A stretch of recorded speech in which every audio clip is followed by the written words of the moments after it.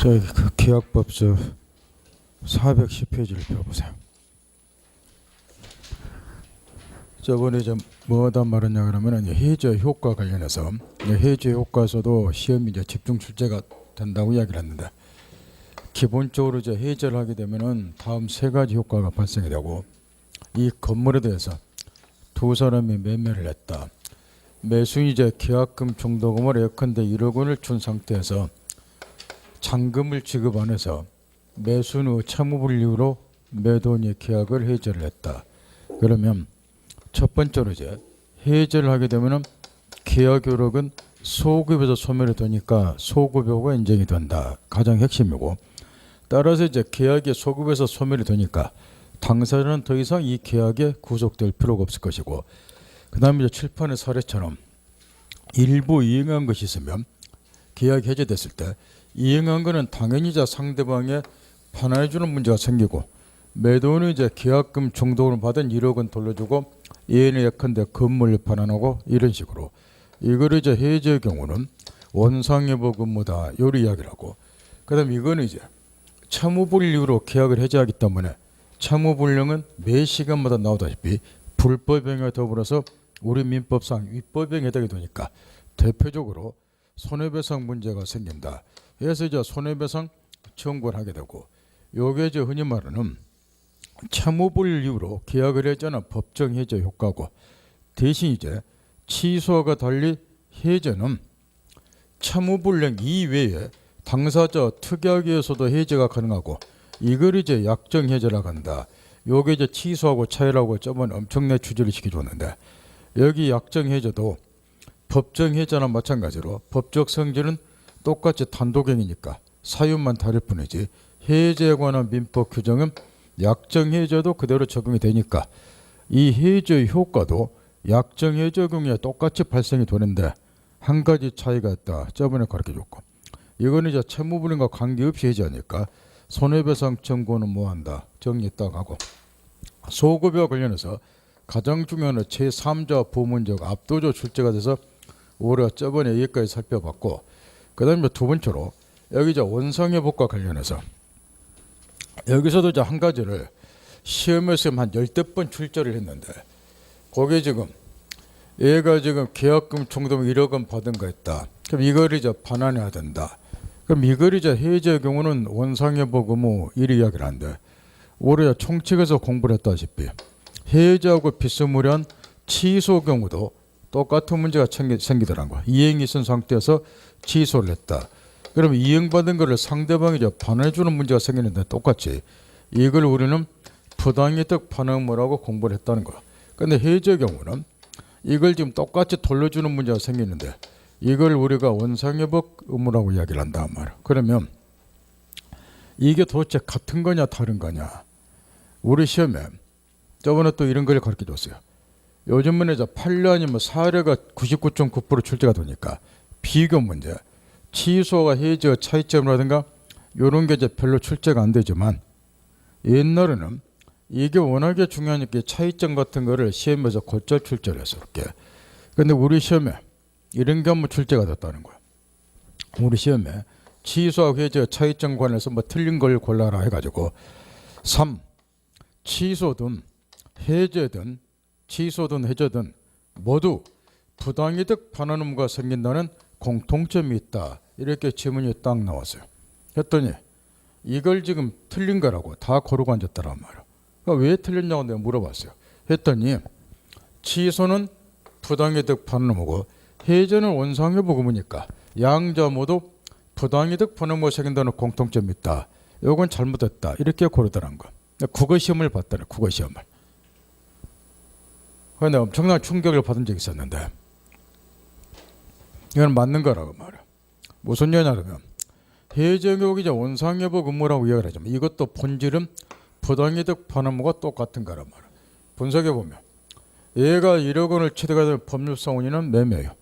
그런데 이게 해제가 됐기 때문에 얘가 1억 원을 취득하게 된 법률상 원인이 없어졌고, 그럼에도 불구하고 이걸 반환하지 않고 보유하게 되면 이 1억 원은 본래 얘 거니까 타인의 재산을 내서 자기는 해제됐음에도 불구하고 반환 안 했을 때 이득을 취하고 있고, 얘한테는 손해를 끼친다. 이게 총칙에서 자주 튀어나왔던 부당이득이라고 말이에요. 그러니까 부당이득의 경우는 741조에서 반환해줄 의무가 있으니까 부당이득 반환으로서 반환을 해주는 게 원래. 따라서 원상회복음도 본질은 부당이득 반환하고 똑같은 거라고 말할게. 그러면 이것도 차라리 부당이득 반환을 그러지 말라고 이렇게 해서 국어식으로 공부하는 사람들, 아무 생각 없이 두드려 외우는 사람들, 취부, 해원 그러면서 두드려 외우는 사람들, 이런 사람들은 또 고통을 또 몇 년씩 고생하게 만드느냐 이유가 있다고 말이야. 이게 양자는 이제 본질은 성질은 똑같은 건데 부당이득 반환에 해당이 되면은 재산 반환 범위가 748조에서 다음과 같이 반환하도록 되어 있어요. 이 수익자가 선이냐 악이냐를 구별해서 선의 수익자는 이익이 현존하는 것만, 악의 수익자는 받은 이익에다가 이자를 붙이고 상대방의 손해가 있으면 손해까지 배상하라. 선의 악의를 구별해서 반환 범위가 이렇게 달리 정해져 있단 말. 그런데 여기서 이제 문제가 났다는 거. 해제 들어오자마자 왜 우리 민법에 해제제도를 두고 있는가를 주제를 지켜줬어요. 계약은 유효하게 성립이 됐다. 근데 어떤 사정에서 계약의 목적을 달성할 수 없는 사정이 생겼다. 그러면 계약을 그대로 유지 존속시킬 필요가 없기 때문에 계약이 처음부터 체결되지 않으면 원래 상태로 되돌리자 해서 해제도를 두고 있는 거예요. 이렇게. 그러면 이 경우에 이제 이 반환해 준 것이 본질이 부당이득 반환 의무라 그래서 748조에서 반환토록 하게 되면 해제 제도하고 모순이 생긴다는 거. 해제의 경우는 이 수익자가 대부분은 선이 건데 왜냐? 얘가 나중에 전날째 채무 이행하는다 이런 걸 알고서 계약 체결한 사람은 없을 거니까 모르고 체결했으니까 대부분이 선이 수익자인데 그러면 이런 문제가 생긴다는 거. 얘가 1억 원을 받았는데 이 중에 6천만 원을 소비 낭비를 했다. 현재 수중에 4천만 원 가지고 왔다. 그러면은 748조가 이 경우 노총이 되면 선의 수익자는 이익이 현존하는 것만 상환하면 되니까 4천만 원만 돌려면 된다.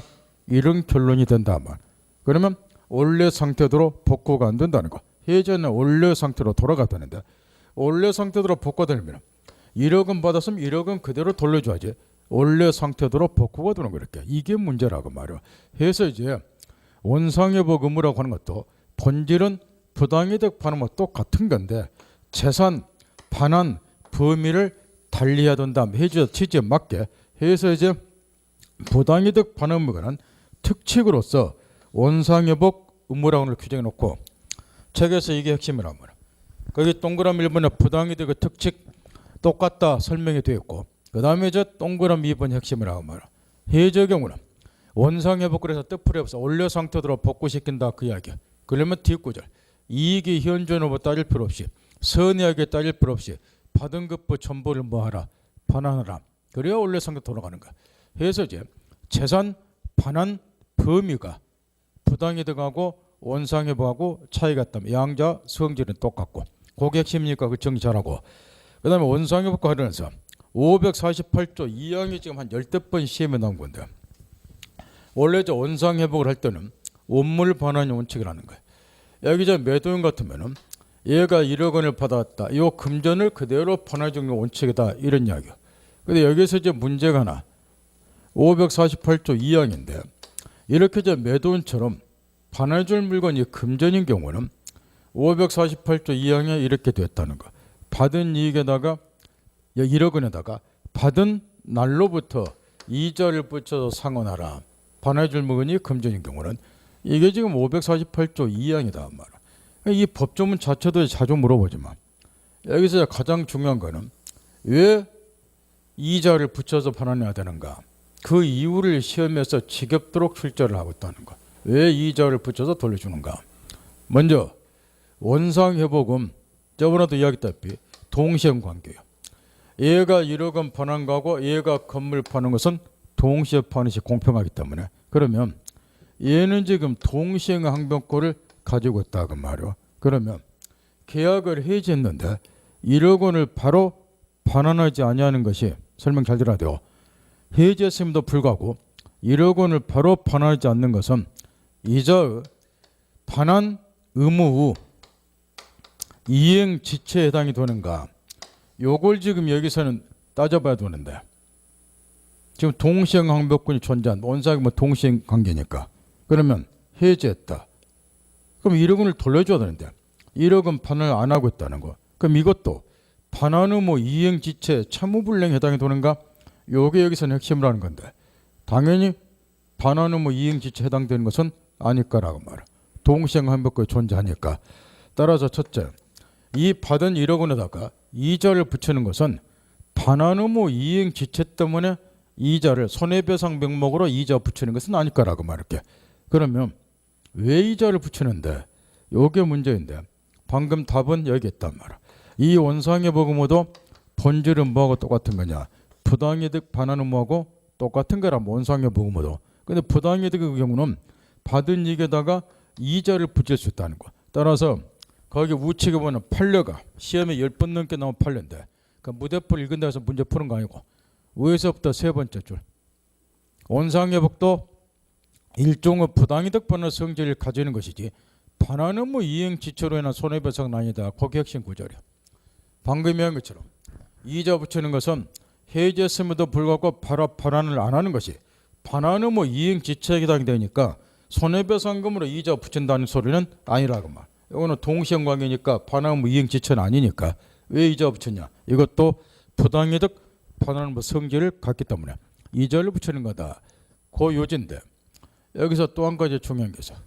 얘가 또 판례를 지금 토막을 내놨는데, 저번에 지금 이걸 구별하고 갖고 놀으라고 신신당부를 세제 들어오자마자 집에 가서 이용구 열심히 하라 그러는데, 실무에 나가면은 취소는 별로 써먹을 일은 없다고 하면 딱 취소세가 법에 정해졌기 때문에.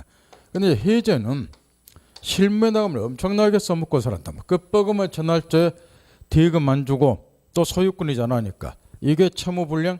그러면 이제 법정 해제 노상 써먹여야 되고, 그 다음에 요즘에 이제 중개업자도 자꾸 똑똑해지니까 옛날과 달리 당사자의 약정에 의해서 해제하는 경우를 코치하는 중개업자도 많이 있다. 계약서에 딱 써가지고, 그 다음에 그 약정 해제도 알아야 되고, 그 다음 초딩도하는 나 팔기 싫다 사기 싫다 그러면 누가 안 가르쳐줘도 대한민국 모든 백성들이 이건 다 알고 있단 말이야. 2배 돌려주고 포기하고 해제한다. 해약금이한 해제. 요거를 이제 갖고 놀아다. 물론 해약금이한 해제는 본질은 약정 해제 해당이 되고, 이 세 가지를 자유자재로 갖고 놀아야 된다. 이 세 가지를 거기다가 이제 추가시켜서 합의 해제까지 갖고 놀 정도 되면 금상첨화고, 해제를 이제 법정 해제, 약정 해제, 해약금은 해제, 합의 해제, 이걸 구별해서 갖고 놀 정도만 되면 이미 합격권에 들어간 사람이고, 실무에 가서 사기 안 치고도 똑똑한 중개업자 소리 듣고 돈 많이 벌거라고 말이야. 구별할 줄 아나요? 이것만 열심히 연구해보라 말할게. 그러면 이것도 이제 여기에서 또 이게 시험에 나온다는 거. 지금 548조 2항에 보면 지금 이처럼 이제 반환준비금의 금전인 경우는 받은 날부터 이자를 붙여라. 이게 548조 2항이 이렇게. 근데 판례가 이제 뭘 계속 묻고 있냐 그러면 이 받은 날로부터 금전인 걸 이자를 붙여라. 이 규정이 합의 해제도 적용이 되는가? 약정 해제도 적용이 되는가? 이걸 계속 묻고 있다고 말이야. 저번에 내 원리를 가르쳐 줬어요. 이걸 개별적으로 하면 머리통 깨진다고 말이야. 지금 해제에 관한 민법 규정은 이게 법정 해제죠. 약정 해제 적용되는가? 법적 성질을 따지라고 했어. 약정 해제나 법정 해제나 성질은 똑같아. 같은 단독행위니까. 이것도 외우지 말라고 말이야. 저번에 이런 예를 들었단 말이야. 토지에서 진짜 외우지 마세요. 외운다고 해서 실무에 써먹지 말고 문제 풀지도 못한단 말이야. 토지 매매를 했다. 건물 짓기 위해서. 허가 못 받으면 땅 사는 의미가 없다. 해서 특약을 맺었다. 건축 허가를 받지 못하면 매매 계약은 해지하기로 한다. 여기가 대표적으로 약정 해제라고 말할게요. 특약했다 해지하니까. 그러면 나중에 이제 실제로 건축 허가를 못 받아다 치자고 말이야. 그럼 이 약정에 따라서 매수인이 계약을 해지한다. 요게 약정 해제라고. 그러면 이런 약정 해제의 경우에 매수인이 쟤한테 어이 특약상 허가 못 받으면 해제한다. 요 사유가 발생됐으니까 나 해제도 될까? 청약. 얘가 그래 해제하라 승낙. 요렇게 해제를 하는가요? 아니면 야 허가 못 받으니까 나 해제하겠다. 일방적으로 해제하겠다. 의사표시하면 해제가 되나요? 그 이야기죠. 이 약정 해제도 따라서 단독행위란 말. 그럼 답 나왔잖아. 해제하거나 민법 규정은 어디에도 적용된다? 약정 해제. 따라서 받은 일로부터 이자 부채로 548조 2항은 어디에도 적용이 된다? 약정 해제의 경우도 자주 나온다고 말이야. 그 다시 그럼 이게 합의해제의 경우도 적용이 되는가? 요거는 아시겠죠? 요거는 뭐니까? 계약이니까. 해제거나 민법 규정 여기는 적용이 안 되죠. 따라서 합의해제의 경우는 반환해 줄 물건이 뭐라 하더라도 금전을 하더라도 뭘 붙일 필요가 없다. 이자를 붙일 필요가 없다. 이렇게 되는 거예요. 이해할 수 있겠나요? 이걸 완벽하게 갖고 놀아야 된다 말이야. 이런 거를 개별적으로 외우면 진짜 머리통 깨져요.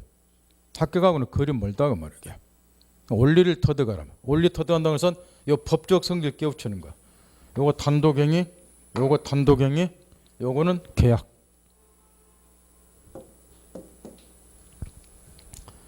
그다음 손해배상 청구. 법적 약정 해제이자 참불령 관계없이 손해배상 청구를 원칙적으로 뭐 하겠지만 법정 해제는 손해배상 청구한다. 이때도 마찬가지요. 이게 실리액배상이냐 이행이익배상이냐. 이게 이제 민법 책을 읽다 보면 곳곳에 이 말이 튀어나와요. 나올 때마다 외우면 또 머리통 완전히 산산조각 난다고 말이야. 그 어떻게 외우냐고 말이야. 따라서 지금부터 연습을 한번 해본다 말이야. 우리가 저번 시간에 실리액관에서 가장 많이 출제하는 것이 계약질서 관리처 문제를 따질 때 실리액에 관해서 가장 많이 물어보는데 요 건물 매매를 했다. 근데 무효가 됐다. 나는 이 계약이 유효하라고 믿었으니까 매매를 했을 건데 실제로는 계약이 무효가 됐다. 뭐 취소 경우도 마찬가지고. 그러면 내 입장에서는 이게 무효 취소된 걸 알면서 계약처럼 또라이는 없을 거니까 당연히 계약이 유효하라고 믿었으니까 계약처를 했을 거란 말이야. 근데 실제로 무효 취소로 들어갔단 말이야. 그러면 계약이 유효하라고 믿었기 때문에 얘한테는 손해가 생길 수가 있는데 이런 걸 우리는 실례이익이라고 그래요. 그거 배상 청구하는 거예요. 얘가 실제로 무효 취소로 돌아갔는데 나는 유효라고 믿었기 때문에 그래서 계약 절차 과실 책임의 경우는 원시적 분할 경우가 발생이 되고 원시적 분할은 무효니까 실리액 배상 문제가 생기는 거란 말이야. 지금 우리가 공부하고자는 해제의 경우는 항상 뭐가 전제가 되어 있어요? 계약이 유효하게 성립할 것. 계약이 유효하게 성립다. 이게 딱 전제가 됐단 말이야. 그래서 채권 채무가 생긴다. 소유권 채무, 대금 지급 채무가. 근데 이 채무를 제때 이행 안 하더라. 그래 계약을 해자는 거야. 이게 항상 전제가 됐단 말이야. 이렇게.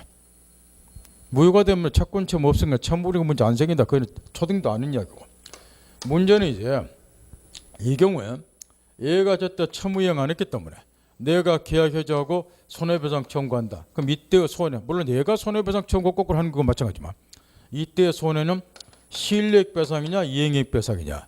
여기 원시적 분할 경우는 당연히 무효 취소가 이거는 무효가 되니까 실리액 배상 청구하는데 이거는 이행이익을 초과해서는 안 된다. 그때 이제 이행이익이란 말도 가르쳐 줬는데 이 경우는 지금 이행이익이냐 실리액 배상이냐 원칙적으로 그걸 따져보는 거. 이 계약은 유효라고. 유효니까 채무 생겼다고. 채무를 뭐 해야 돼요? 이행해야 되는데 이행 안 했기 때문에 나한테 손해가 생겼다는 거예요. 따라서 이 손해는 이행되었다면 얻을 수 있는 이익, 이행이익 배상을 원칙으로 하는 거라고 말이에요. 계약이 뭐니까? 유효니까. 무효 취소 경우는 뭐이고? 실리액 배상 청구고. 알아듣겠나요? 실리액 무효 취소했으니까. 요거는 유효니까 뭐 이행이 그런 요령을 터득하고 책 읽으라고 말이야. 그러면 머리통 깨지게 암기 안 해도 되니까. 그다음 동시행 관계도 다시 점검하고 해제권의 소멸 사유도 그건 여러 몫인데 뒤에 넘기면 거기 552조 해제권은 형성권이에요. 형성권이기 때문에 당사자의 약정이 없으면 제척 기간은 10년에 해당이 돼요. 해제권이 형성권이니까 민법책 보면 형성권이다. 당사자 약정에서는 제척기간 권리존속에 10년에 걸린다. 4시간마다 지겹도록 나오는데 그 민법의 기초예요. 그러면 또 스토리 뻔하다고 말이에요. 지금 이런 경우에 얘가 저때 대금 지급 안에서 매도인이 계약 해제를 한다. 해제권은 형성권이었게. 물론 해제권을 언제까지 행사한다. 당사자 사이 약정이 있으면 그 기간 내에 행사하면 되지만 그런 약정이 없으면 이게 형성권의 특성상 제척기간 10년에 걸려요. 그럼 얘는 10년 이내면 행사하면 되고 따라서 또 스토리 뻔하다고 말이에요. 상대방은 장기간에 걸쳐서 불안정한 취에 놓이고 10년 내내 얘 얼굴 쳐다보고 있어야 된단 말이야. 그럼 똑같은 얘기 또 나오고 밥만 먹는 입 아니다 말이야. 물어봐라 그 말에 넋 놓고 있지 말고. 따라서 얘는 얘한테 상당한 기간을 정해서 당신 계약 해제를 안 할래? 확답이 달라고 뭐 최고할 수 있고 대답을 줬고 유예기간 내에 얘가 확답을 받지 못하면 해제권은 뭐한 걸로 봐요? 소멸한 걸로. 그러면 더 이상 해제를 못한다 하고 말 이렇게. 여기 552조라고. 그래서 이런 거는 한 번씩 잘 읽어두고 그 다음에 마지막으로 해지. 잠깐 7번 보세요. 앞에 계약을 종료를 할 때 이거는 다 설명을 안 해줬어요. 일시적 계약하고 계속적 계약. 물론 이 자체는 시험에 낼 일 없고 쌍팔년도 시험도 아닌데 대신 이제 이거는 우리가 좀 알고 시험장에 가야 된다는 거. 이 일시적 계약의 효력을 소급에서 소멸시키는 것을 우리가 해체라고 하고 계속적 계약 효력을 장래를 향해서 소멸시키는 것을 해지라고 그래요. 따라서 이제 일시적 계약하고 계속적 계약은 해지 요것 때문에 이제 개념 정도는 알아둔다. 바꿔 말하면 왜 일시적 계약은 해제를 하고 계속적 계약은 해지를 하는가? 이것만 이해를 하면 된다는 거. 이 계약 자체를 물어보는 정신병자는 요즘은 없을 거란 말이야. 우리 시험범위에 들어가는 매매 교환 임대차 중에서 특히 매매 교환은 일시적 계약이고 임대차가 계속적 계약이요. 만약 우리 시험에 들어가면 전부 일시적 계약이면 내가 가르쳐주도 않는단 말이야. 시간도 없고 바쁜데 뭐하러 이런 거 가르쳐줬겠냐 말이야. 그래서 임대차가 이제 계속적 계약이니까 임대책을 읽어보면 해제가 아니라 해지라고 되어 있단 말이야. 그래서 이제 요 실무상으로도 임대차가 많이 행해지니까 해지가 뭔지 정도는 알아야 된다는 거. 먼저 일시적 계약은 매매처럼 특정 시점에서 한번 채무 이행하면 계약의 목적을 달성하는 경우를 일시적 계약거래요. 이어서 계속적 계약은 개념상으로 이제 급부가 시간적 계속성을 갖는 경우를 계속적 계약이라 이렇게 이야기를 하는데요. 쉬운 말로 풀면 이런 게 계속적 계약이라는 거. 임대차처럼 이 건물에 대해서 두 사람이 임대차 계약을 체결했다. 이게 유상계약이니까 임차는 반드시 차임을 지급할 채무가 생기는데 이 차임 지급 채무를 얘가 한 번 특정 시점에서 이행에 따라서 계약의 목적 달성 못한다는 거. 1월달치 차임 지불했다. 그러면 그 다음에 2월달치, 3월달치 차임을 계속 반복해서 지급을 해야지 임대차 계약의 목적을 달성하는데 이처럼 채무를 특정 시점에서 한 번 이행한다 해서 계약의 목적 달성 못하고 반복해서 채무를 이행해야지 계약의 목적을 달성하는 경우를 계속적 계약 이렇게 이야기로. 그러면 이런 계속적 계약은 왜 해지를 하는가 지금부터 살펴본단 말이야.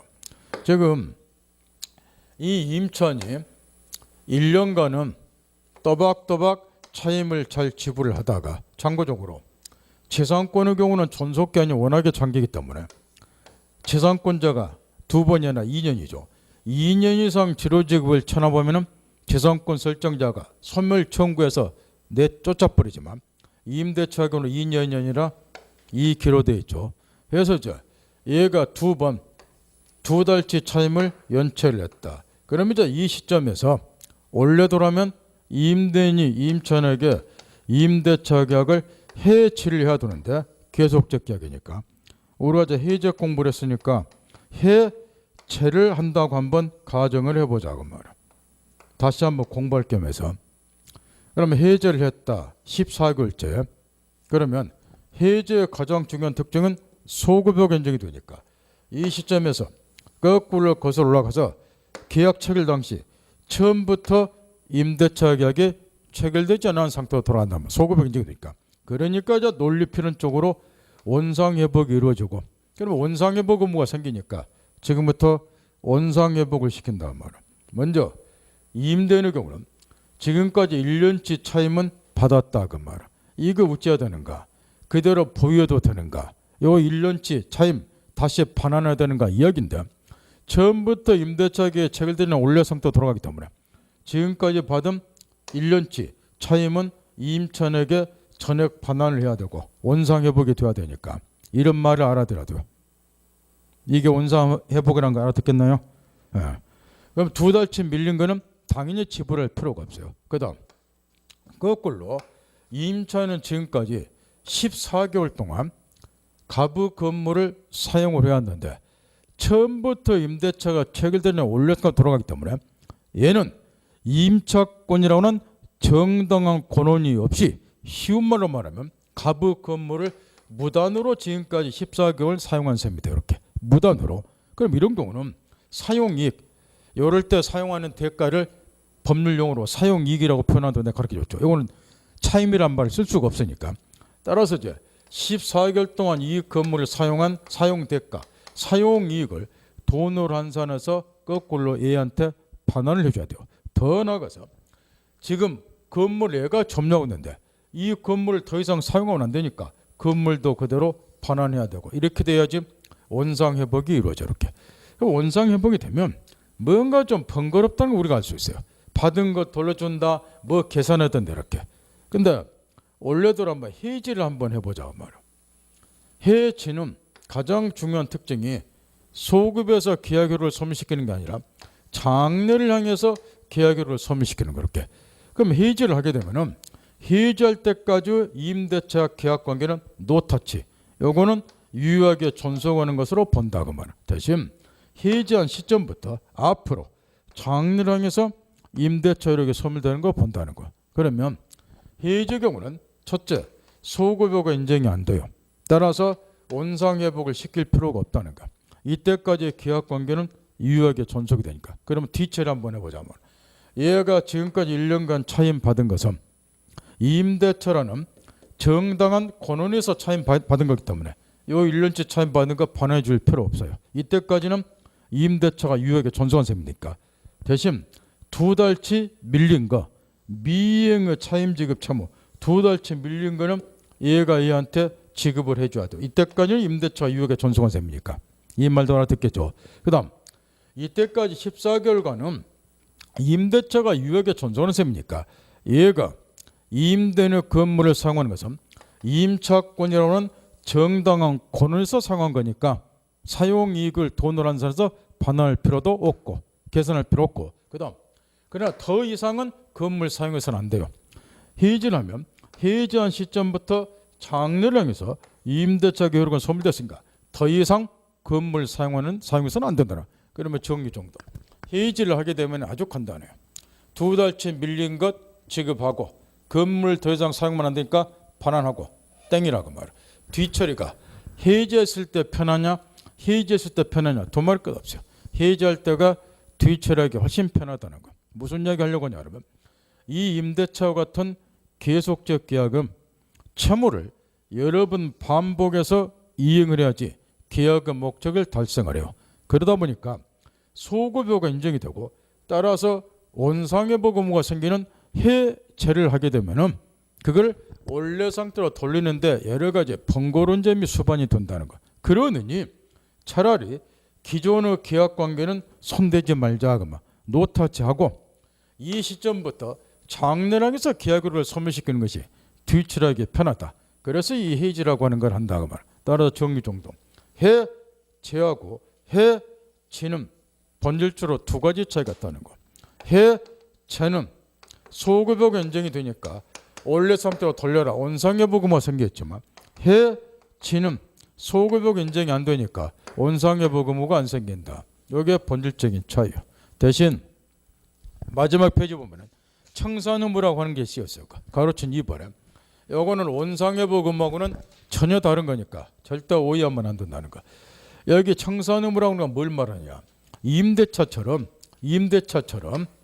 요 임차인이 지금 임대인의 건물을 그동안 사용을 해왔지만 앞으로 더 이상은 사용해서는 안 된다. 그럼 이 건물은 다시 반환해야 되지 않냐 그 말이야. 이런 거를 해지할 때까지 계약 관계를 청산을 한다 그래서 청산 의무 이렇게 이야기를. 이 건물 반환해주고 이런 거를.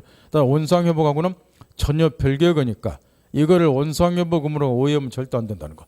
따라서 이 두 가지 본질적 차이가 있고 이미 앞에서 이야기했다시피 시험은 해제가 99.9% 출제가 되고 해지는 3년 전에 한 15년 만에 3년 전에 해제가 한번 출제가 됐어요.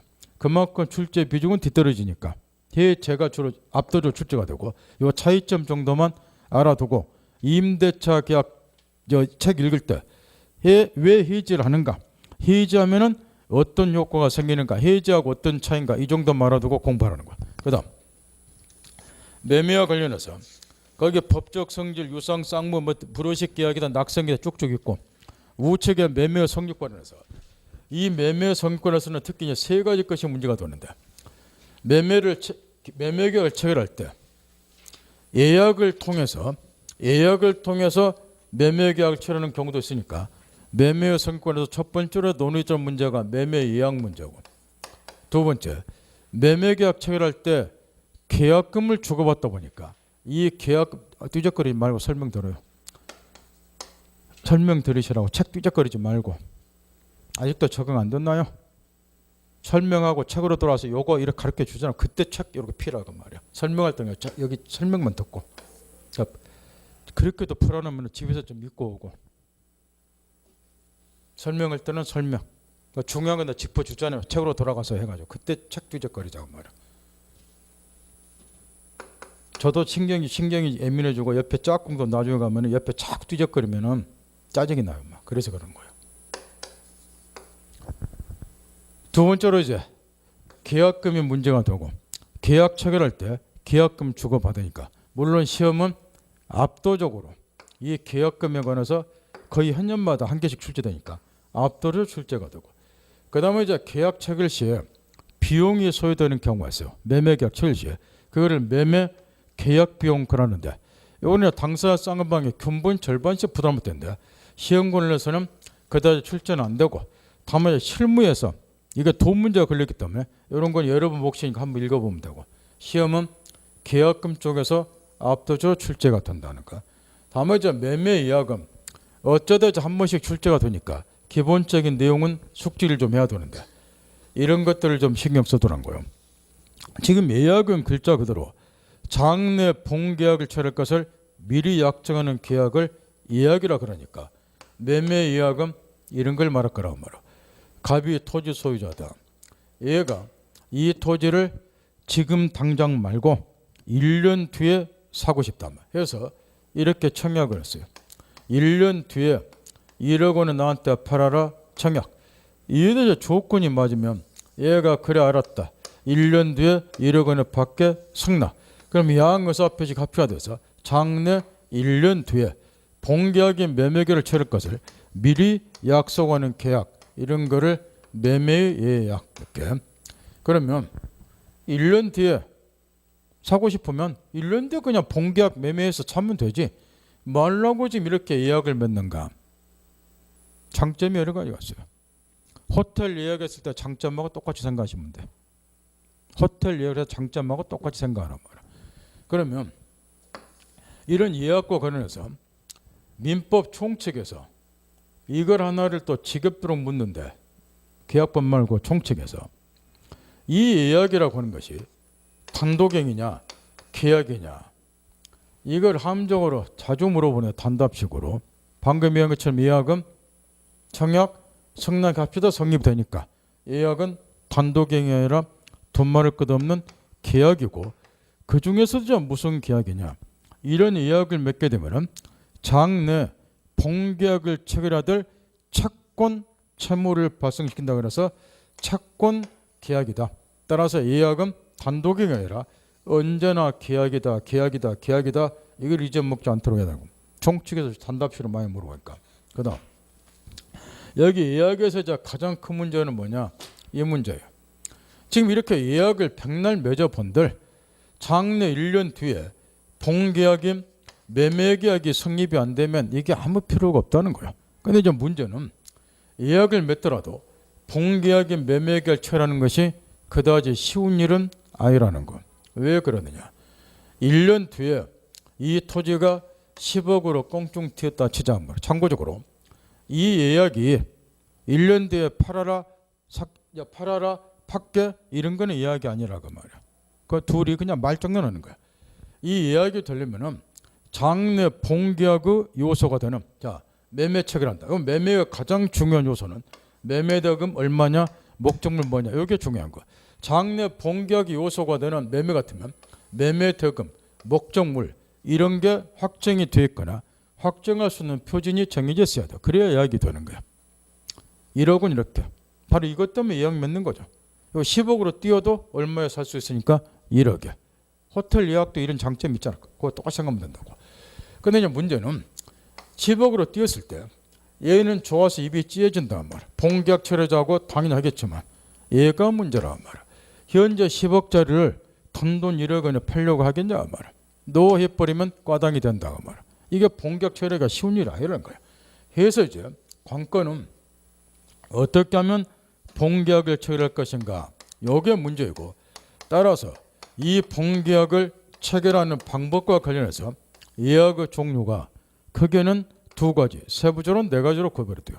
첫째, 승낙 의무를 부여하는 예약 제도가 있는데 이것도 한쪽 당사자에게만 승낙 의무를 부여하는 걸 글자 그대로 편모예약, 양쪽 모두에게 승낙 의무를 부여하는 걸 쌍모예약 이런 이야기란 말이에요. 얘가 법을 좀 아는 애예요. 경제 사정도 웬만하면 쫓겨요. 생각하면서 사는 애다 그 말이에요. 1년 뒤에 10억으로 뛸 것 같다.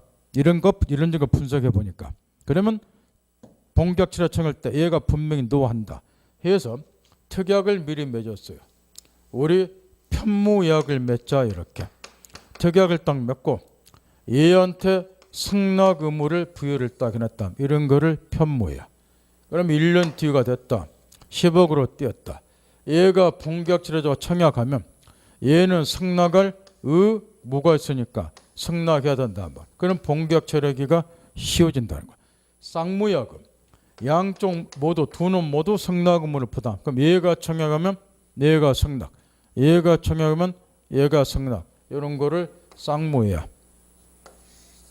본계약 처리하는데 분명히 뛰어난 장점이 있는데 동시에 단점도 있다는 거. 그게 우리나라 백성들의 병폐 중에 하나인데 지금 이 사안에서 얘가 1년 뒤에 사정을 예측해서 편모예약을 맺고 얘한테 승낙 의무를 딱 부담 지었어요. 그럼 10억으로 뛰었다. 얘가 이제 본계약 처리하자고 청약하면 얘는 의무가 있으니까 반드시 승낙을 해야 돼 이렇게. 근데도 얘가 또 개긴다고 말이야. 10억으로 뛴 거 1억은 못 팔겠다는 거야. 해서 배째라 하고 개긴다. 이게 문제라고 그게. 아무리 의무가 있고 얘가 또 설명을 해줘도 의무는 법적인 구속이다. 그 당신이 꼭 지켜야 된다. 안 지키면 나는 소송을 제기할 수 있다. 아무리 설득을 해도 배째라 이리 한다고 말이야. 어찌해야 되나요?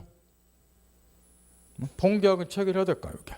얘가 승낙 의무가 있는데도 그렇고 배째라 이런다 말이야. 어찌하면 되냐고 말이야.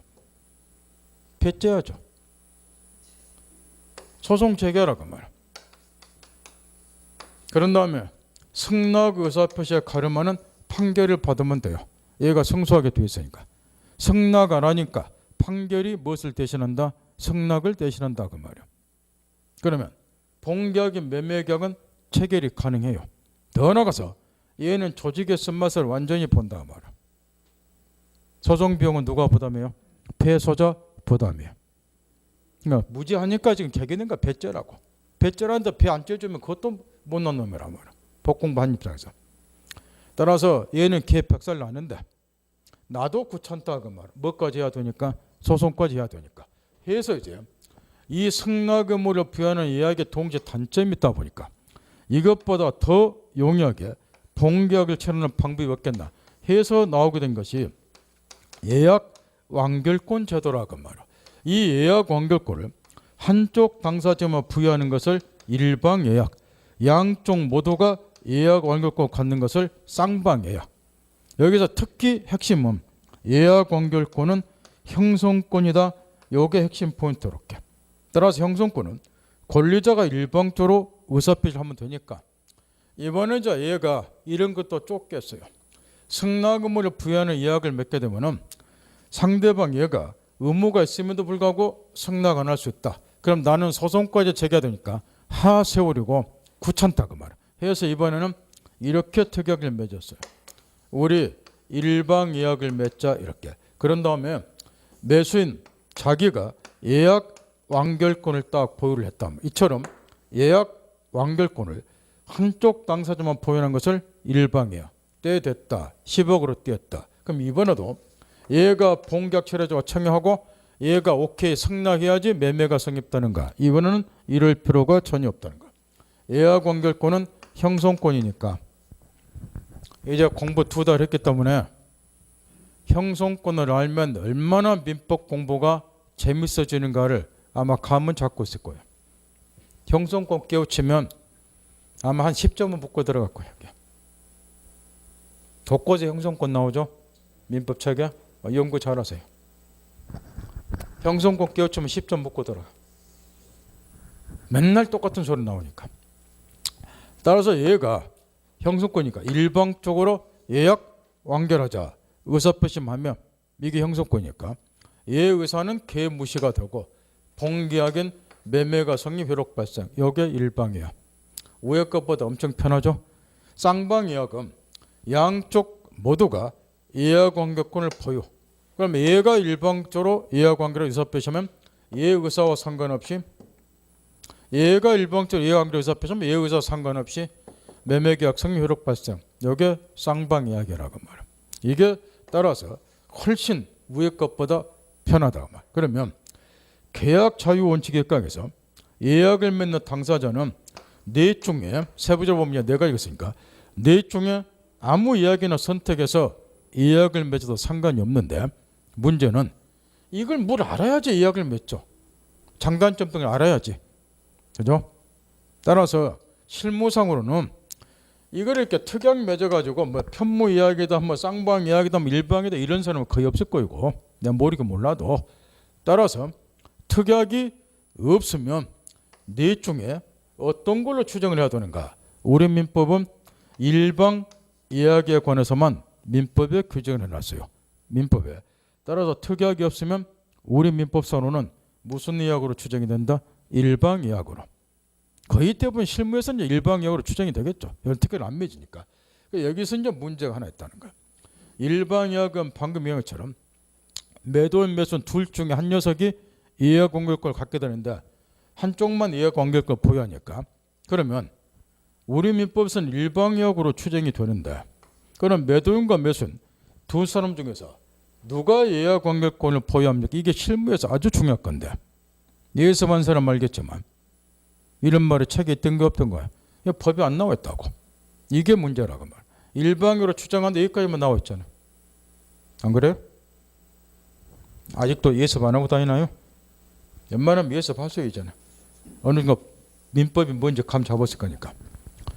실무상으로 법 말고 관행적으로 나의 중개법 이런 것도 아셔야 돼요. 이렇게.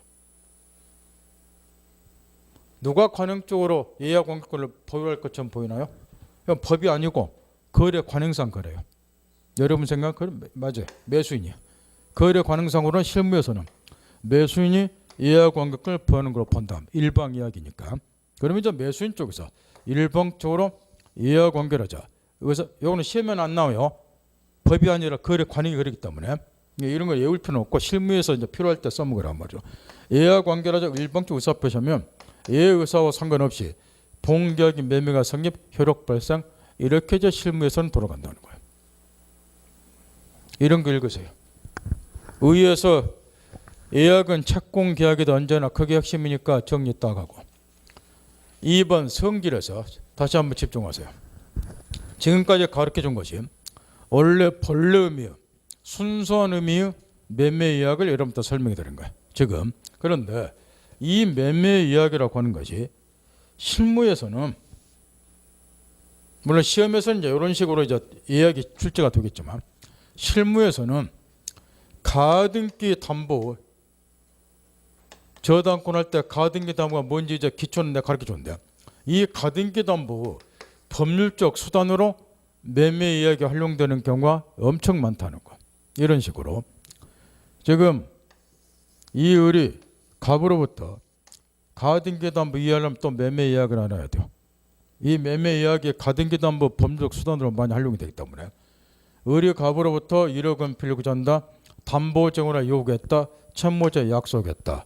내가 변제에 변제 못하면 1억 대신에 내 2억짜리 토지를 당신에게 1억 원에 매매할게. 미리 약속을 했다. 이런 게 매매 이약. 1억 못 갚으면 2억짜리 토지 요 금액으로 니한테 팔게. 매매 이약.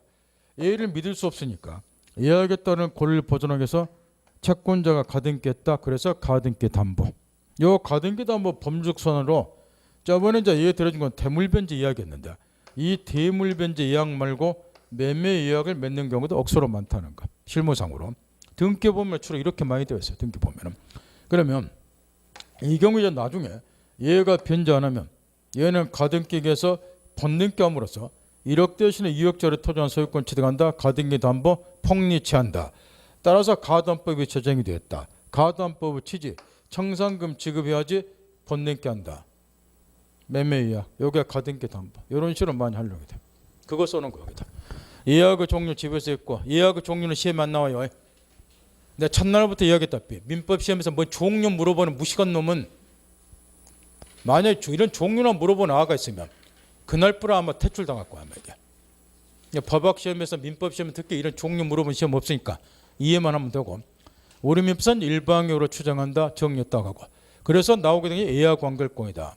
성질에서 기업권 형성권이다. 핵심이고, 니은번에 목적물이 부동산이면 당연히 예약 관결권도 가등기가 가능하겠죠. 그럼 가등기하면 제3자 태양으로서 정리했다고 하고, 예약 관결권은 제일 밑에 형성권이니까 제적기한 10년에 걸린다. 쭉쭉. 그러니까 이제 동그라미 니은번 또 상대방을 채우고한다. 스토리 뻔하잖아. 쭉쭉 있고 우측에 판례 집에 가서 있고, 그 다음 계약금. 지금도 정신 바짝 차리는 거예요. 참고적으로 거기 잠깐 우측에 표기를 봐보세요. 20에 29 이렇게 써있죠. 그 말은 20회 때 29회 때 그냥 한 해도 빠짐없이 계속 나왔다는 거예요. 근데 문제는 20회 전에는 안 나왔냐? 그 전에도 엄청나게 나왔어요. 19회 때까지도. 최근에도 이렇게 한 년마다 나오고 있다. 그 이야기고. 따라서 미리 이야기했지만 계약금에 관한 거는 판례 하나하나까지 토시 하나 빼뜨리지 말고 완벽하게 이해해야 돼요. 우리 책에 쓰여있는 그 판례라든가 이런 것들이 계속 반복해서 출제가 되고 있다. 최근 판례까지. 그래서 완벽하게 정리정돈해야 된다는 거. 먼저 계약금 계약의 성질 관해서 두 가지 것 딱 정리하고, 여기 이제 건물에서 매매를 했다. 이제 관행이지만 여기에 1억이다. 그러면 10% 1,000만 원 정도 금액을 이제 계약금으로 주고받는데, 이 계약금 주고받는 것도 계약 일종이고, 이거를 특히 계약금 계약이라고 한다. 이 계약금 계약은 법적 성질.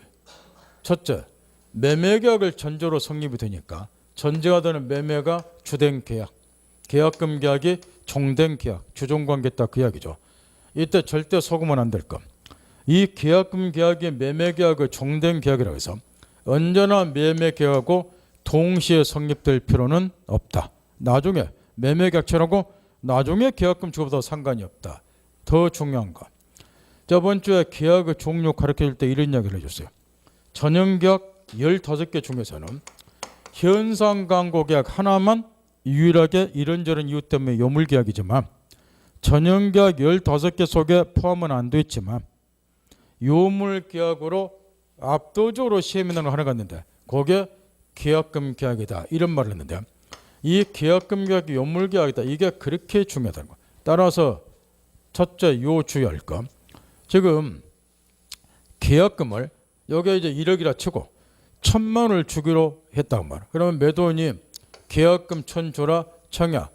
예 알았다 승낙. 이 의사표시 합치면 있어가지고는 계약금 계약이 성립이 안 돼요. 이거는 낙성계약이나 요물계약이니까. 따라서 반드시 1,000만 원 전액에 대해서 지급이 있어야 돼요. 요게 있어야지 계약금 계약이 성립이 된다고.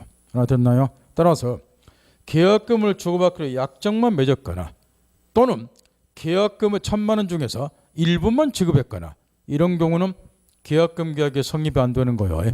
특히 운용 말하면 따라서 계약금을 지급하기로 약정만 한 단계 여기까지 또는 일부만 지급했다.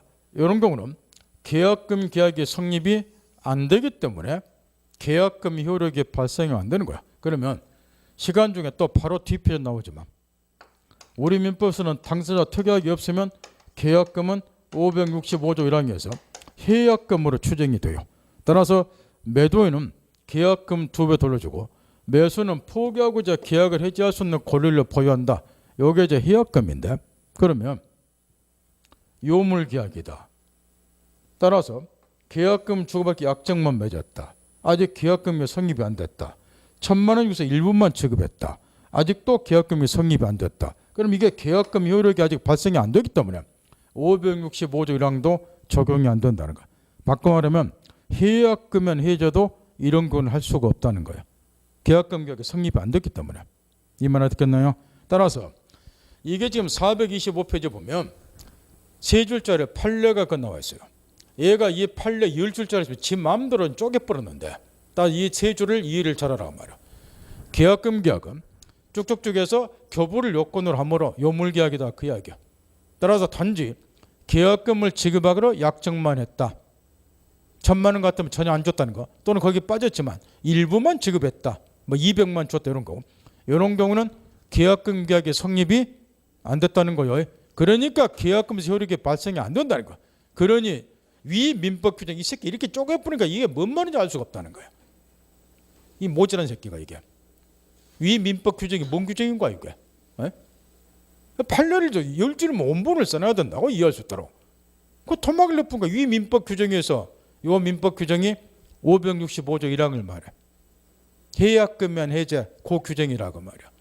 따라서 다시 정정하면 약정만 한 단계에서는 요물계약 특성상 계약금 계약이 아직 성립되기 전이기 때문에 계약금을 효력이 발생이 안 된다. 그러니 565조 1항에 의해서 해약금면 해제도 할 수 없다. 그런 이야기를 하고 말이야. 이해했나요? 자주 물어보니까 정리 반드시 하시라고.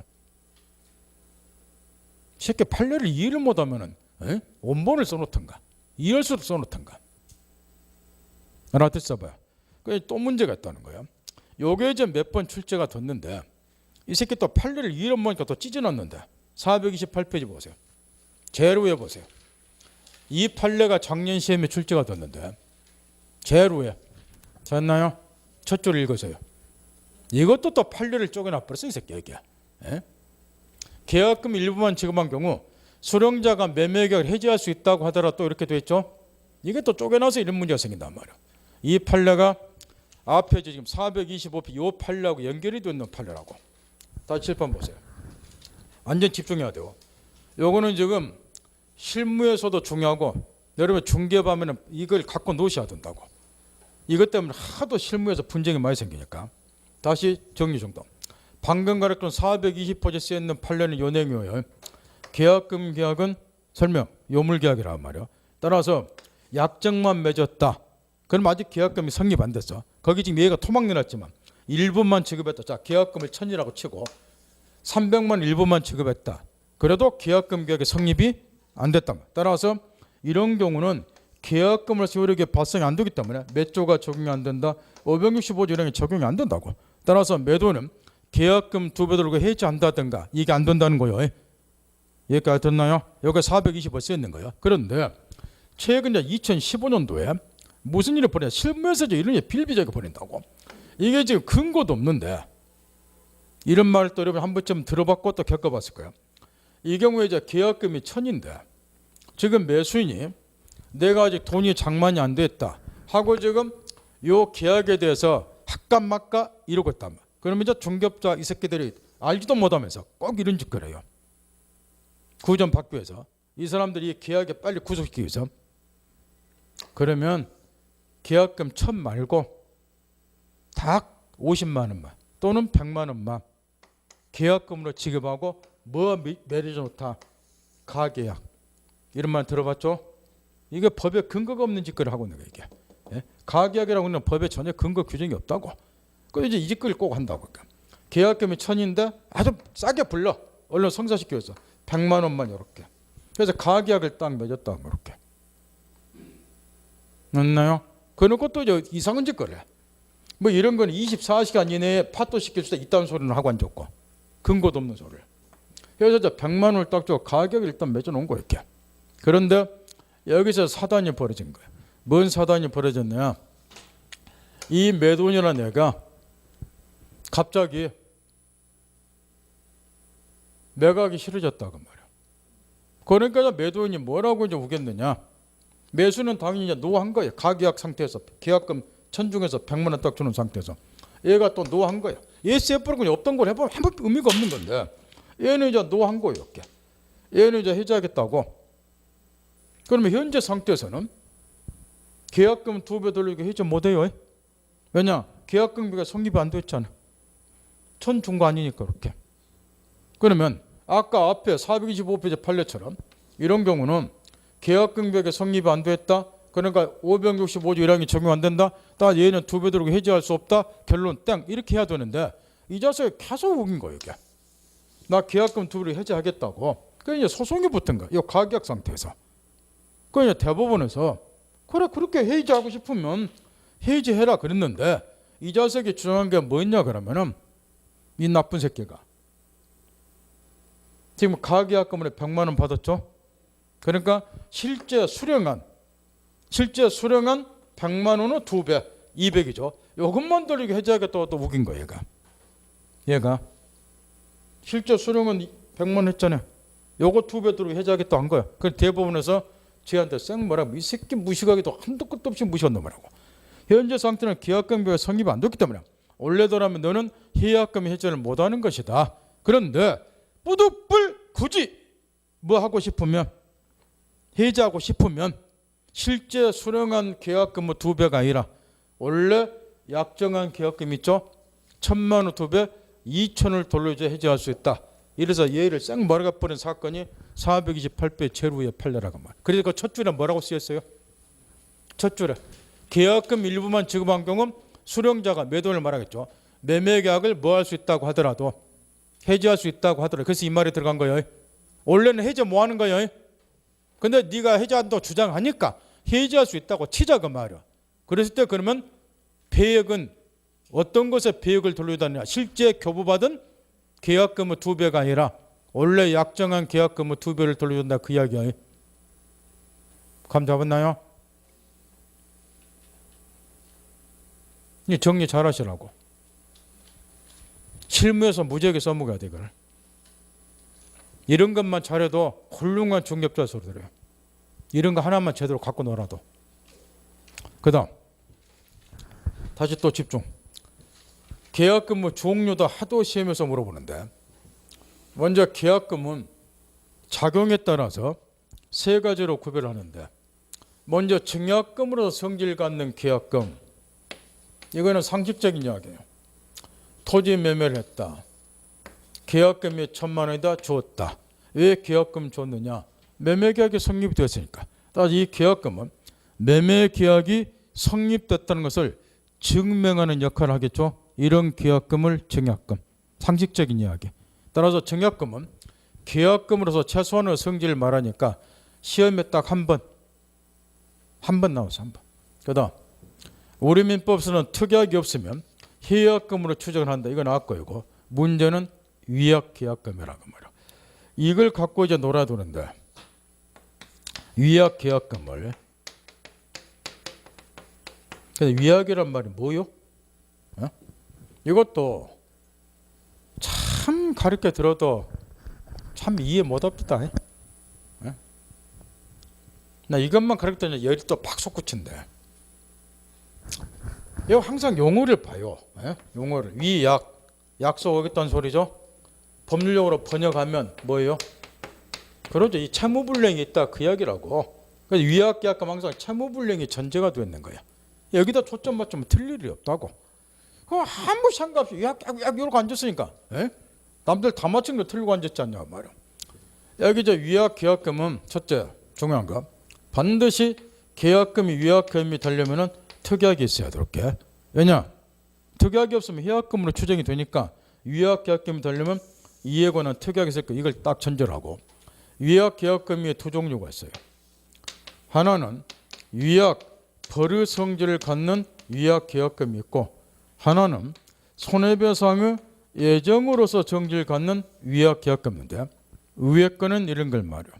위약 벌로 되어 있으니까 뜻풀을 그대로 하면 차무자가 자 예컨대 매수인이 위약 약속을 어겼다. 차무불량이 있으면 위약이니까 차무불량 여기다 초점 맞추라고 말이야. 매수인의 차무불량이 있으면 자 벌 계약금을 무엇으로 뭐 한다는 소리야.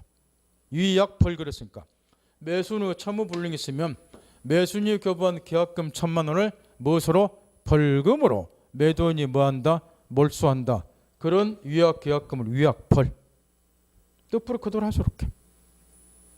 근데 여기서 중요한 거는 이제 뭐냐 이런 거야. 지금 얘가 요 매도인이 이제 매매계약 체결하면서 매수인을 가만히 보이 얘가 이마에 써졌어. 뺀질이 가고 딱 보면 알아. 뺀질이 해가지고 나이값 못하고 그래서 틀림없이 얘가 중도금 지급할 때쯤 나를 이해물 것 같다.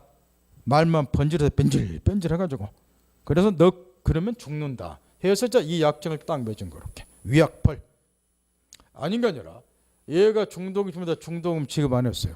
위약 차무불량 있죠. 그러면 약속대로 얘가 교부한 계약금 1,000만 원 벌금을 얘가 몰수하고 그 다음에 한 번 더 지근지근 밟는다. 어떻게 벌면 돼요? 이거 차무불량이 있으니까 차무불량 이유라는 손해배상 청구를 또 별도로 해본다고 말이야. 그럼 얘가 이중으로 박살나죠. 그러니까 얘는 어째요? 제 날짜에 반드시 차무 이행하겠죠. 이런 걸 위약벌이라고 그렇게. 특징은 계약금을 벌금으로 몰수하기 때문에 별도로 다시 뭐 할 수 있다? 차무불량은 손해배상 청구할 수 있다는 거예요. 그다음 손해배상 예정 또 뜻풀이 아세요? 손해배상 예정 무슨 느낌 오시나요? 자 위약이란 건 전제가 되어 있고 차무 이행 안 한다 이게 전제가 되어 있고 근데 손해배상 예정 그래서 뜻풀이 그대로 보세요. 요 계약금을 무엇으로 미리 정해놨다. 그러죠 그 이야기야. 차무불량이 있으면은 이 계약금을 손해배상금으로 정해놨다고 말 차무불량의 경우 그러면 이제 이런 장점이 있다는 거야. 얘가 또 전날짜에 차무이행 안 했다. 그럼 원래대로라면은 매도인 채권자는 이렇게 해야 돼요. 이자의 차무불량으로 해서 자기에게 얼마의 손해가 발생이 됐는가 손해배상액을 산정을 해서 입증을 해야 돼요. 당신이 전날짜에 차무이행 안 하니까 결과 나한테는 2,868만 원 손해가 생겼다. 이걸 입증을 해야 된다 말이야. 불법행위도 마찬가지고 무조건 손해배상 청구에 따라서 손해배상 인정 안 해줘요. 얼마 손해가 발생해 이걸 입증을 해야 된다는 거야. 그래서 2,861만 손해가 생겼다. 그러니 배상해달라 이런 식으로. 근데 이걸 손해배상을 산정하는 것이 엄청나게 힘들다는 거야. 소송에서. 그러니 이럴 때를 대비해서 미리 이렇게 정해버리자 말. 차무불량이 있으면 교부한 계약금을 무엇으로 손해배상금으로 정해놓자 그 말할게. 그러면 차무불량이 있다. 얘는 얼마 손해가 발생했는가 입증할 필요 없이 얘가 교부한 계약금을 무슨 금액으로 계약금을 손해배상으로 미리 정해놨으니까 손해배상금으로 몰수한다 이런 이야기야. 그러면 위약벌하고 차이가 뭔지 알겠죠? 요거는 계약금 자체를 뭐로 몰수한 거니까 손해배상 몰수한 거니까 별도로 손해배상 청구 뭐 한다고. 위에는 뭐로 몰수했고 벌금으로. 별도로 손해배상 청구하고. 이해할 수 있겠나요? 그런데 문제가 하나 있어요. 이 빵점자라 수들어가다는 거예요. 이게. 거기 지금 기업번의 손해배상 예정을 한번 봐보세요. 우리는 지금 왜 틀리는가 이해를 못하는데 거기 좀 개념을 한번 눈을 읽어보세요. 차무불량의 경우에 계약금을 교부한 자는 주로 이제 매수인 이를 몰수당하고 교부받은 자 매도인은 위약시에는 2배를 상환할 것을 약정하는 경우 계약금이다. 이래 하다 보니까 얼른 보면 이게 해약금하고 비스무리하다는 거예요. 그죠? 구별하세요. 해약금하고 구별해 보라고 말이야. 나 해약금 이야기할 때마다 뭐라고 꼭 이야기하던가요? 얘가 2배 돌리고 해지한다. 얘는 포기 해지한다. 그게 해약금이죠. 그때마다 뭐라 그래요? 무담시 뭐가 관계없이 채무불능과 관계없이 따라서 해약금면 해제는 무슨 해제 일종이다? 약정해제 일종으로 저번 주부터 집중 주지를 시켜줬죠. 그 차이점 단어 하나에다 먼저는 쳐보세요. 그래 안 틀려. 채무불능의 경우 그 단어 하나만 딱 먼저는 쳐야 되겠죠. 그게 차이점이에요. 해약금하고. 이해할 수 있나요? 이 말을 항상 생각하셔라. 위약이란 말을 뭐가 전제가 되었다? 채무불능의 경우란 게 그리 안 틀리다 그 말이에요. 여러분처럼 아무 생각 없이 위약 박내를 입고 앉아서 맨날 빵점 받고 나와. 맨날 위약 채무불능이 있는 경우 이렇게 전제가 되었다. 뭐 위약 계약금은 그러니까 손해배상 예정도 뭐가 있는 경우 채무불능이 있는 경우 이렇게 이해할 수 있겠나요? 해약금은 채무불능과 관계없이 무담시 팔기 싫고 사기 싫을 때 그 중에서 알아듣을 거예요. 그 다음 해약금면 해제 우리 법규제 565조 1항에 이렇게 되어 있어. 특약이 없으면 이제 해약금으로 추정이 되는데 언제든지 두 배 들고 또는 포기하고 해제하는 게 아니고 당사자 일방이 이행에 착수할 때까지만 해제하라 이렇게 모칠이 되어 있어. 이렇게 따라서 이제 이행에 착수한 때는 언제를 말하는가 이것부터 이제 정리를 좀 해야 되는데 동그라미 니은번 다음 두 가지 경우 하나를 말한다는 거. 채무 이행행위 일부를 행하거나 대표적으로 매수인 같으면 대금 지급 채무를 부담하니까 중도금 지급하면 자기의 대금 지급 채무 일부 이행에 착수를 한 거죠. 또는 매도인 같으면 목적물 인도물을 부담하니까 인도를 했다든가 이런 경우. 또 한편으로 이행을 하는데 필요한 전쟁을 하고 있다. 매수인 같으면 잔대금을 준비를 하고 등기 절차를 바뀌어서 매도인에게 관할 등기소에 동의가지고 촉구를 한다. 이런 게 이제 잔대금, 계약금 주고 중도금 생략 바로 잔대금 지급하는 케이스인데 잔대금을 준비를 해서 요걸 이행하기 위해서 필요하니까 관할 등기소에 너도 동행하자 촉구 이런 게 대표적으로 이행에 착수한 거라고 말이야. 이때 이제 거기에 디귿번 판례가 책에 쓰는 판례들은 노상이자 반복돼서 출제된 판례들인데 가장 많이 출제된 판례 다 칠판 보세요. 지금부터 있는 대로 집중해야 돼요. 지금 법규는 분명히 이렇게 되어 있어요. 당사자 일방이 이행에 착수할 때까지 해지할 수 있다 이렇게. 그런데 지금 이 매수인 쪽에서 중도금을 딱 지급을 했다는 거예요. 그럼 매수인 쪽에서 채무 일부 이행에 착수했기 때문에 이행에 지금 착수를 했다는 거 이렇게 중도금 지급했으니까. 그런데 문제는 매도인 쪽에서는 전혀 아직 이행에 착수하기 전이라고 말할게. 그러면 이미 이행에 착수한 매수인 쪽에서 상대방 매도인이 이행에 착수하기 전이라 그래서 계약금 포기하고 해지할 수 있는가 이걸 묻고있는데 법을 떠나 상식으로 한번 해보세요. 왜 우리 법에서는 이행에 착수하면 더 이상 해지 못하도록 됐는가? 얘가 중도금을 주었어요. 그 말은 무슨 말이에요? 나 절대 이 계약 팥도 안 내고 확실히 이행하겠다. 그 강력한 의지를 표현한 거예요. 그가 더 이상 해지해서는 안 된다. 그런 취지라고. 얘 해지해서는 안 되고. 그러면 얘도 마찬가지라고 말이야. 지는 중도금 지급해서 이 계약 팥도 안 시키겠다 의지를 표명해 놓고 아직 상대방이 착수 전해서 이거 팥도 시키면 해지해버리면 신의치가 반하잖아요. 나쁜 새끼잖아요. 이거. 안 그래요? 법을 떠나서. 제 생각은 그래요. 따라서 이미 이행에 착수한 매수인 쪽에서는 상대방이 이행에 착수에 전화 그래서 계약금 포기 해지 못 이 스토리인데 이유는 이런 이었던 거죠. 법적인 관점에서는 요거 묻는 거예요. 최근에 지금 이런 게 다 빠졌는데 일방이 이행 착수할 때 요 일방은 누구를 말합니까?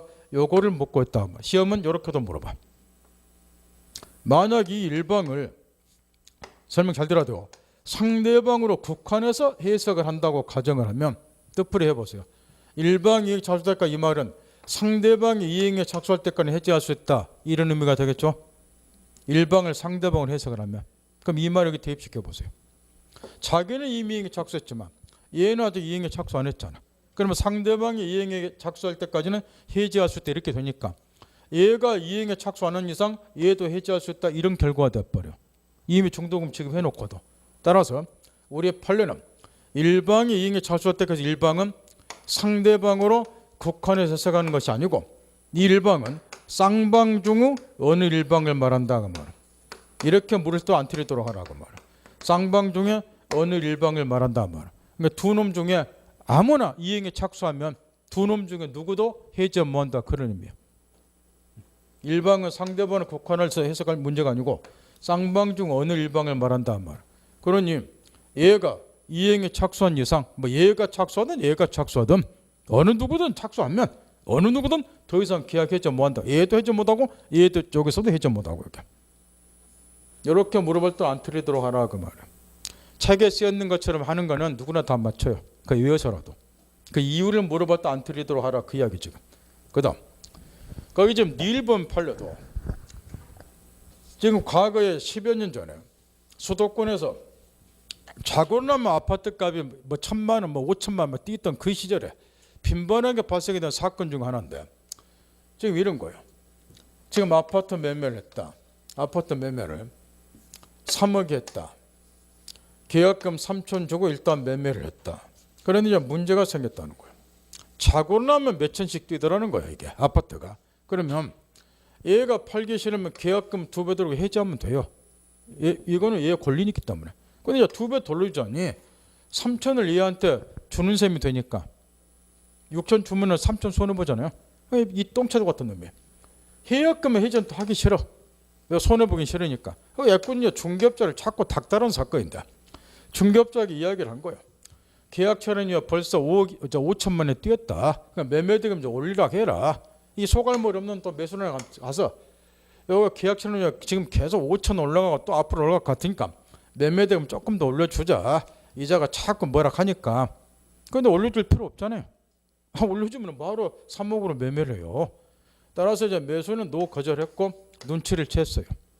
이게 더 올라가면 조만간에는 계약금 2배 돌려도 매매 계약을 해지하겠구나. 이걸 감을 잡았다 그 말. 해서 얘가 저 뭐를 했느냐.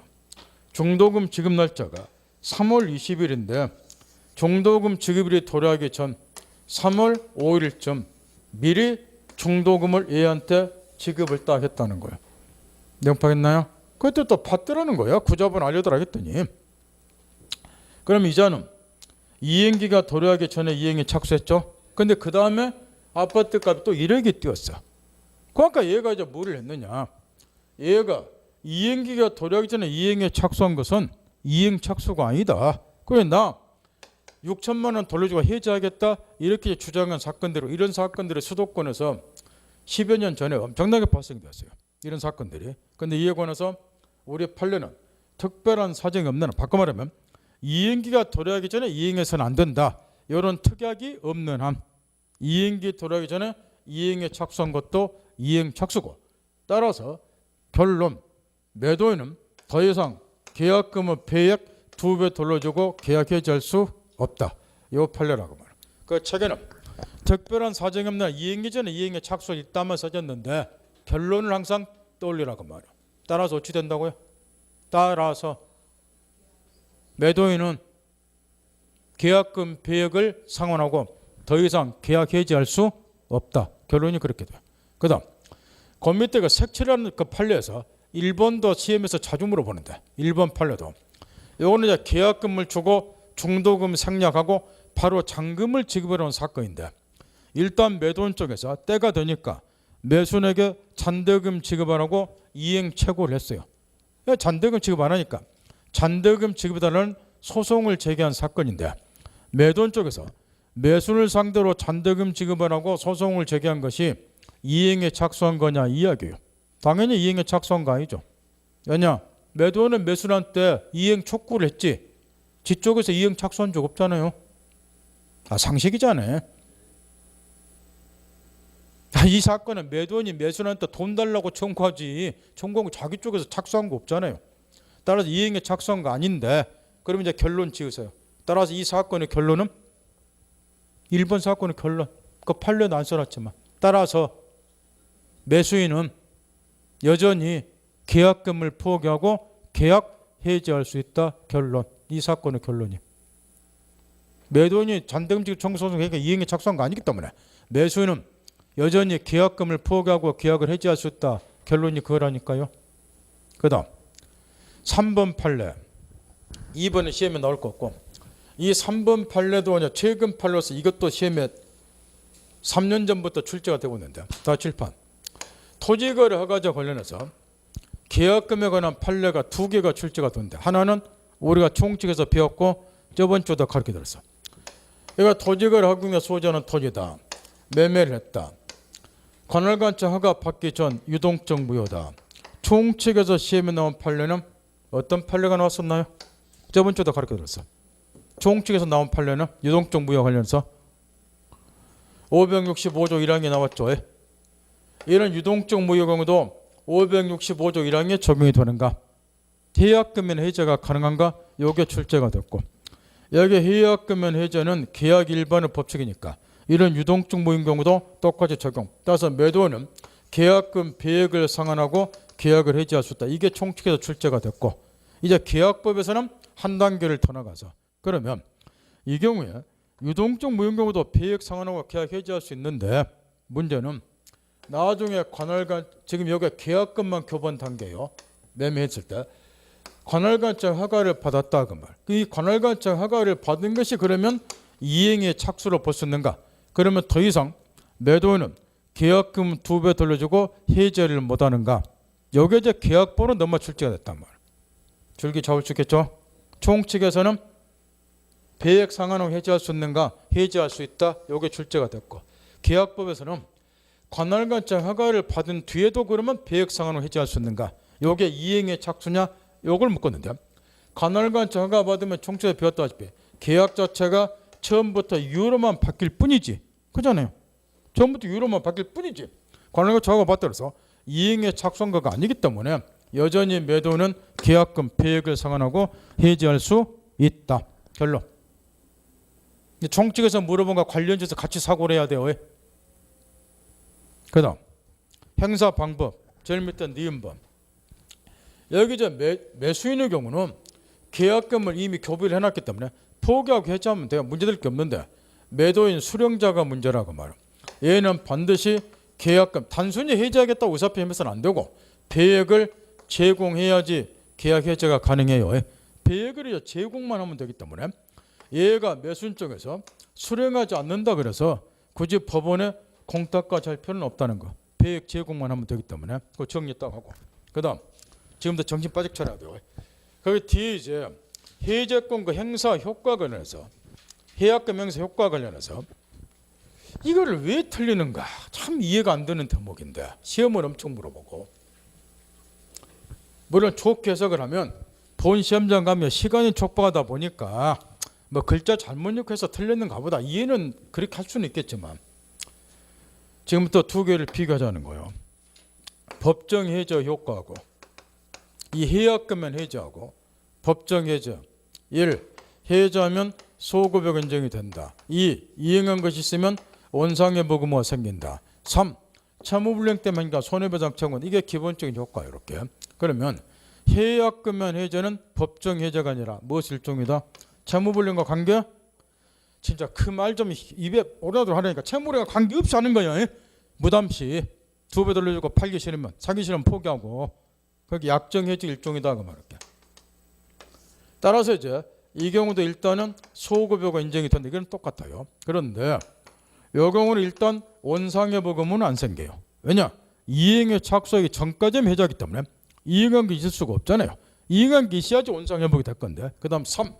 요거는 약정해지 일종이야. 채무랑 관계없이. 따라서 채무 불이익이 일어나는 손해배상 청구도 못 하겠죠. 여기 일단 기본적인 차이인데 이것부터 많이 틀린다 그 말이에요. 정신 차리고 문제 푸시라고 말. 좋게 해석하면 몰라서 틀리는 없겠지만, 그 다음 여기 보면은 디귿번을 보세요. 판례가 쓰였는데 이 판례도 지금 시험에서 하도 물어보는데, 여기 지금 해약금면 해제도 단점이 하나가 있어요. 그게 뭐냐면 계약의 이행을 확실히 확보할 수 없다는 점에서, 예를 들어서 매도인 같으면 팔기 싫어졌어요. 그럼 2배 해지해보면 돼. 계약 이행이 확보가 안 되죠. 얘 같으면 포기하고 해지하면 돼요. 사기 싫으면.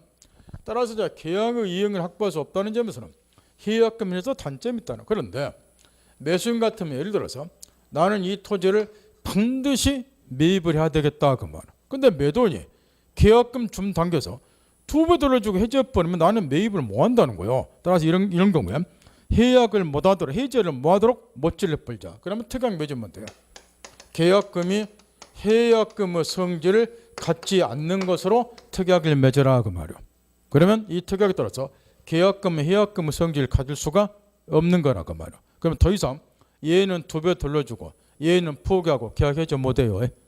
실무에서 많이 써먹여야 되고 또 시험에서도 잘 출제되니까 또 디귿번 판례. 해약금으로서 성질을 갖지 않는 걸로 특약 맺으면 해약금은 해제가 불가하다 그 이야기야. 그 다음 또 1번 이 말 좀 이해를 잘해보시라고. 지금 얘가 계약금을 딱 교부를 했어요. 이렇게. 그러면 계약금만 교부한다기라서 언제나 해약금면 해제만 하라는 법 없죠. 바꿔 말하면 이 말을 갖고 놓으세요. 하도 물어보니까 예우란 소리 아니야. 이걸 응용해서 계속 묻겠단 말이야. 약정 해제하고 법정 해제는 별개의 해제 사유로서 양자는 병존하는 거예요. 서로 배척하는 게 아니라고. 약정 해제 요즘 시험에 제일 많이 물어봐. 이 말대로 물어본 게 이걸 번역해서 약정 해제하고 법정 해제는 별개 해제 사유자는 게 채무불량 그 반대. 해서 양자는 병존한다. 이 말을 좀 갖고 놓으시라고. 따라서 이 경우도 계약금만 교부한 단계라 그래서 꼭 해약금만 해제, 약정 해제만 하려는 법 없다 그 말이야. 이어서 얘가 중도금 줘야 되는데 중도금 지급 안 했다. 그럼 얘는 뭐 하면 될까요? 이 경우도 계약금을 줬다 와서 2배 돌리고 해제하면 이게 또라이잖아요. 이게. 이때는 무슨 해제하면 돼요? 법정 해제. 중도금 지급 안 했으니까 이 말 들어요? 그 이야기라고. 네 1번이야. 그럼 이제 본래 법정 해제로 돌아가니까 손해배상 청구도 가능하고 원상 회복도 이루어져야 되고 이걸 좀 틀리지 마시라고. 따라서 거기에 기억, 니은, 디귿, 니을을 맞추라고 내주는 건데 맞힌 사람보다 틀린 사람이 훨씬 더 많다는 거예요. 이게. 그 밑에 판례가 약정 해제하고 법정 해제는 서로 별개 해제 사유에서 병존한다. 그 판례. 그 밑에 색칠한 부분이. 요걸 응용하는 문제들이 요즘에 엄청나게 나온다고 말이야. 그 말을 이해하셔야 돼요. 그 책에 있는 그대로 시험에 나오고 그런 거 아니니까. 그 다음 나머지는 집에서 읽어보면 되고 좀 쉬었다가 제일 앞으로 돌아갔고 이유는 여기까지 계약금까지 가르쳐주면 우리가 이제 앞에서부터 2달 동안 열심히 공부를 해왔는데 엄청난 양을 공부를 한 거예요. 짧은 시간에. 그런데 뒤쪽 거를 모르다 보니까 앞쪽 거 이해 못하는 것이 엄청나게 많았는데 여기에 계약금까지만 어느 정도 알고 있으면 뒤쪽 거 몰라서 앞쪽 거 이해 못하는 불상사는 없다 그 말이에요. 그러니까 앞으로 돌아가되 나머지 거는 이제 얼마 안 남은 거는 4월 달에 공부를 할 거. 민사 특별 발표로 돼서 4월 달에. 그래서 다시 앞쪽으로 이렇게 돌아간다. 지금 계약법 배운 거 안 해야지 앞쪽 거 이해해요. 좀 쉬었다.